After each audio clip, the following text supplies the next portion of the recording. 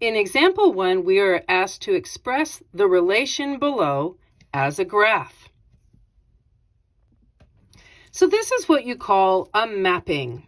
So a mapping shows a whole list of domain values and range values. So let's first define what domain and range actually are. So knowing that a mapping is a list of the domain and range values with arrows connecting corresponding values, let's find out what we're talking about. So the domain list, those are our used X values. So this whole list right here, those are X values. While the range is the used Y values. So this list for the range, these are all Y values. So this X list, this domain list, is corresponding to the x-axis down here at the bottom of our graph. And usually your graphs are labeled as to what each axis is representing. So that's pretty helpful.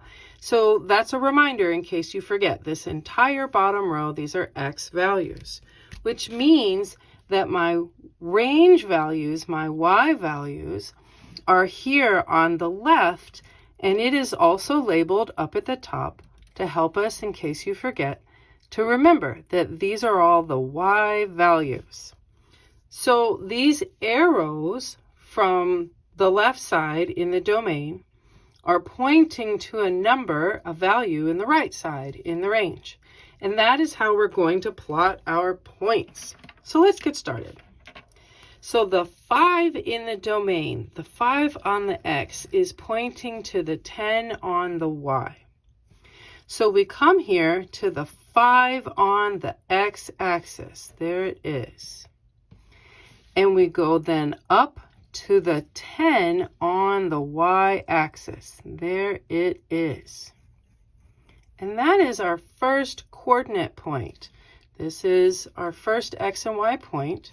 So this is the point 5, 10, because every coordinate point is always the X value and then the Y value.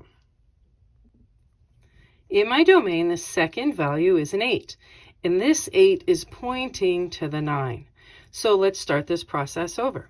So let's look on the X-axis for an 8. There it is. And if you want to, you can circle it just to help you find it and get started. And we are seeing that this 8 is pointing to the 9. So we are going to go from this 8 on the X-axis up to the 9 right above it, because that corresponds to a 9 on the Y-axis. And this will be our second point. So if you were to write its coordinate point, you would say this is 8, 9, as every coordinate point is always X and then Y.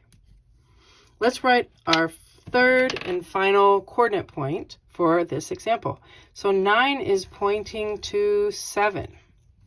So the 9 on my X-axis is where we start. And since this 9 points to a 7, we are going to go up to where the Y-axis would have a height of 7.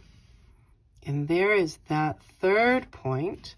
And we can write its coordinate point address of 9, 7, remembering that every coordinate point is X and then Y. And there you go.